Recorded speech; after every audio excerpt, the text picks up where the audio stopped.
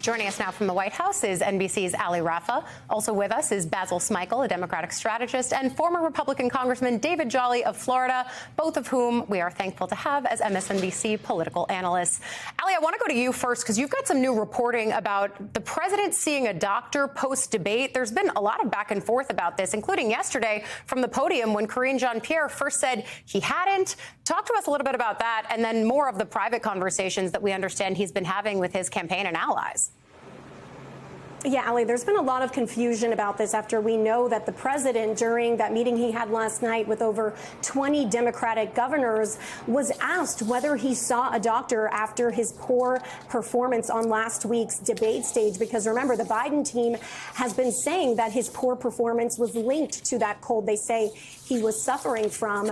And we're told by sources familiar with the conversation in this meeting last night that the president said that he did see a doctor after the debate, and the doctor said everything was fine. But that, as you mentioned, was directly contradicting from what White House Press Secretary Karine Jean-Pierre said just hours before that meeting began when she was asked this specific question. The press secretary saying the president had not seen a doctor since his physical in February, and she downplayed the cold he was suffering from. So now the White House today is clarifying this. We had a statement from White House spokesperson Andrew Bates earlier today, where he said the president hasn't had a physical specifically since February, but the president did see a doctor after that debate performance last week. Of course, we know his doctor regularly travels with the president, and they also added that the president has not had any sort of cognitive or neurological exams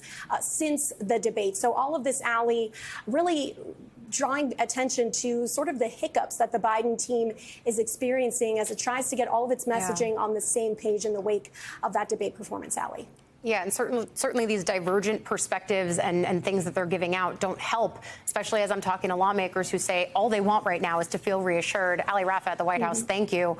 Basil, I want to turn to you because one of the president's closest allies, Congressman Jim Clyburn, floated the idea of a mini primary before the DNC. That's if Biden were to step aside. The fact that Clyburn's even doing that, though, what does it suggest to you? I mean, this is a man who understands how the Democratic politics work and also is in large part responsible for getting Biden where he is. Yes, he is. And so when he makes a comment like that, yeah, it's a little, I've been infuriated a bit by what I call and characterize this sort of open casting call for who could be potentially Biden's replacement. He's the sitting president of the United States. Kamala Harris is sitting vice president of the United States. And while I think it's okay to acknowledge that he didn't have a good debate performance, my concern is that a lot of the Clyburn mini debate comments and some of the other comments that the members of Congress have been making over the last few days, all that does is stir an uncertainty, not just among the Democratic voters, but among all of those independent voters that Democrats really need in this election. We were elected, Democrats were elected in 2020 to be the party of not chaos and some normalcy. And you've seen some pretty steady governance from Joe Biden in the last 4 years. This is not the time for everything to unravel. And that is my concern, that there's this sort of open speculation that only leads to uncertainty. And that's not what's needed right now. It is, I think, a really stunning scenario for all of us covering it and those of us who are involved in tracking it. David, on the other side of this equation, of course, is the Trump campaign. What scenarios do you think that they are preparing for right now? Look, they hope Joe Biden stays in because they see him as weak, and then they want to run against Kamala Harris. But I think that they should be very careful here because I do think there's an opportunity for Joe Biden and the Democrats to have a very unifying week.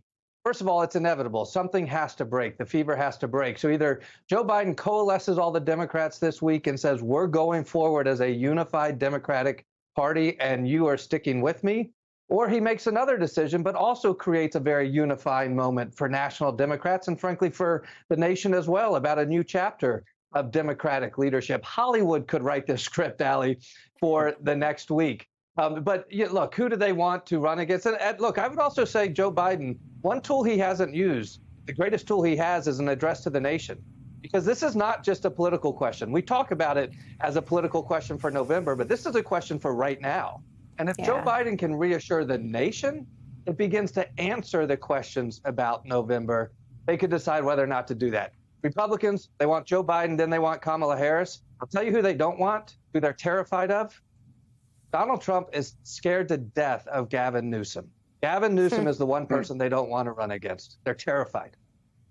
And we've, interestingly enough, got someone who's on the campaign trail with Gavin Newsom today in Michigan coming up later in our show. Of course, he's been steadfast behind the president, though, right now. But I think, Basil, what we're watching more than anything is the White House trying to turn the page, Biden meeting with Democratic governors, calling around to allies on the Hill. But realistically, and I ask this in my conversations with lawmakers over the course of the last few days, how much time does Biden have to right this ship? And also, is there anything that he can do? I mean, one interview feels like a pretty trivial metric to just shore this up and tie it up with a bow and put it away back on the shelf. Well, I think the president can turn the page into something that David said a minute ago.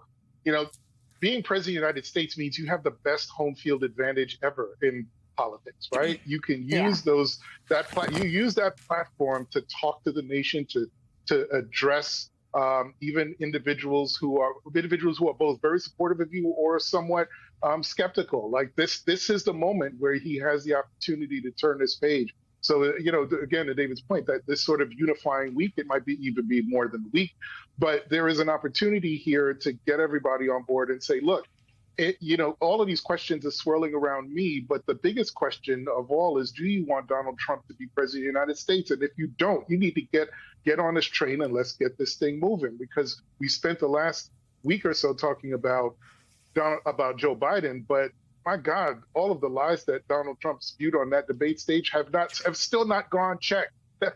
and that's, I think, the biggest challenge for the Biden campaign is to kind of turn this messaging and the narrative and the spotlight back on to the distinction, and it's a broad distinction between him and Donald Trump. Yeah, I hear that word contrast a lot. I want to bring into the conversation Julie Surkin, my colleague on Capitol Hill, who's tracking the latest there, even though lawmakers aren't there. I mean, 2 Democrats have come out publicly at this point to say that Biden should step aside. There's others who have been critical about how he's handled this. I know you and I are also talking to people who don't want to put their names on it. But is there any effort right now, either from the White House or Democratic leadership, to try to stem these defections? And I have to say, Julie, I've been thinking about this. I got to imagine that there's almost luck in this scenario that lawmakers are on recess and not on the Hill.